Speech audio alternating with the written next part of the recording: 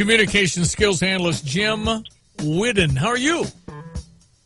I'm doing great. Stevie, how are you? Good to have you on. There's a story here regarding millennials. Millennials are what, 1834? 1832, yeah, probably. 18 to 32.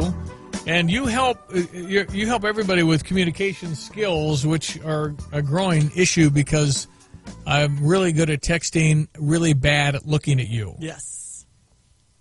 I think that's a fair statement. I mean, it's really a generation that is supposedly the most connected.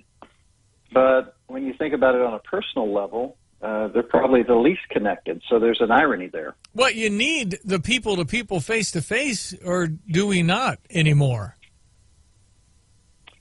Well, we have a lot of interaction face-to-face. It may not seem like it because when we're face-to-face, we're still looking into our rectangles. I call it kind of the tyranny of the rectangles. They're always there. And it's just such an age of distraction. It's not really an issue of using technology. I've got rectangles in front of me as we speak, but the problem is the overuse or the abuse of the technology. That's where the issue lies. Where is the line that says you're doing this too much and you can't always be looking down, you must speak? Well, I think it's about being present. I mean, it sounds trite, but when you're in the presence of a companion, regardless of who they are, and you're looking down, they're not there with you.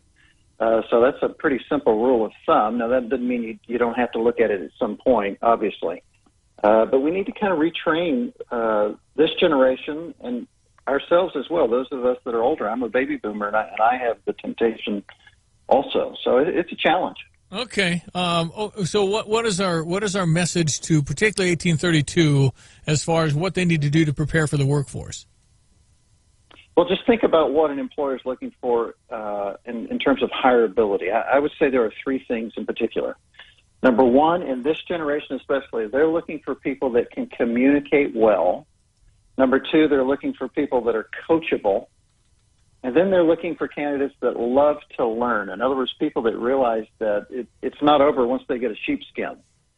Because, readers are leaders, leaders are readers. I mean, there are things we've heard all of our life, but those are true. And if they don't continue to learn, then eventually their value as an employee is going to go away, and the employer knows that. You're probably never going to be out of work, are you, Jim? Well, I can play the guitar, so at the very least I can sit around a campfire and do that. I think New England Patriot coach Bill Belichick pretty much summed it up for me. Listen to this response regarding social media. Let's see what he's there. Classic. He said he's not on Snapface or. I think he pretty much said that he's not on Snapface or Instant Talk or whatever he said. That's just he's called it Snapface. And then I went on, brilliant as I am, to go to snapface.com thinking I could trap that. And, of course, somebody already did. Yeah, really what we're looking for, Stevie, is we want this generation to be described as wise beyond their years. That phrase is so key. I've got 4 millennials myself, my children. And when I hear somebody say that about them, I know that I'm doing something right. Yeah. But it's a challenge. There's no question about it. Yep. Jim, appreciate your insight. How do people find you? They can go to theoldschooladvantage.com. That's where my book can be found, and then there's a link to our main website there as well, theoldschooladvantage.com. Keep your communicating skills, buddy. Appreciate your time. It's my pleasure. Thank you. 842, Jim Whidden, WHIDDON, WHIDDON. Theoldschooladvantage.com.